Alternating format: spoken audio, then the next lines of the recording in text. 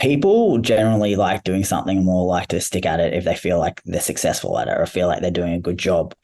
People generally like doing work that they feel good at. And people also like sticking to a goal if they feel like they're staying on track. And something I did and I taught Roger a while ago, and he's been implementing for a long time with a lot of success, was just regressing kind of expectations around things like training and stuff like that. So, for example, if you get someone and they have a 5-day-a-week program, that's great if they can adhere to 5 days. But let's say they only get 3 days or 4 days in, even though they had a 5-day program and they got 3-4 days. That's great. They did 3-4 days, but they feel shit because they didn't hit the 5 days. Whereas if you knew in advance, they most likely weren't going to get 5 days, and really getting 4 days might have been really hard. If you created them a 3-day-a-week training program and they did it, and they're actually able to achieve it, what happens? They feel good. They feel like they're on top of things. They're actually winning because you've actually created a program to actually their current lifestyle. And all of a sudden, if you had a client who you created a program for and they're doing 5 days, or a 5-day training program, but they only were making 3 days, they'd feel like a loser. They'd be like, fuck this, I can't do this. I'm only doing 3 days, I'm a loser. I'm not getting 2 days. Whereas if you created a 3-day program and they're hitting 3 days, then all of a sudden they feel on top of the world because they're crushing it. So a lot of things I always these days look for is kind of resetting expectations and knowing kind of where people are at, and when kind of setting goals, like, is this goal actually realistic? And, it's easy when you're a coach to kind of be like, oh, I can do epic things for you. I can change your life and do all these things. And I'll kind of use another example of, I get a lot of people that message me be like, hey, I want to look like your client here. I'm like, okay, well, she's a pro competitor and a 26-year-old PT. She's like, well, I'm a 44-year-old mum with 4 kids and I work full time and I work a second job. I'm like, well, your expectations are a little off.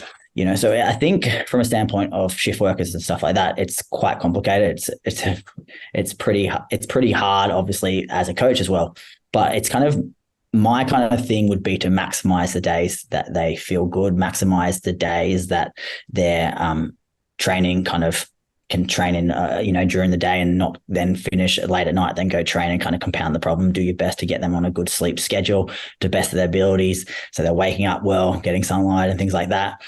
And the way I've kind of done it with people in the past is kind of have not so much a fixed, all right, Monday's this, Tuesday's this, Wednesday's this. It's kind of working around their training cycle or their work cycle and their schedule and being a bit more flexible with that. So if it's like this day, cool, you feel really good, you've had good sleep, go do a bigger legs day. If it's this day and you've had poor sleep and you finish this shift and then you've only got a small window, maybe we do an upper body day, less volume, not taking things to failure and stuff like that. A bit more things like auto regulation and volume management, and just educate them on when to push, when not feeling so good, when to regress.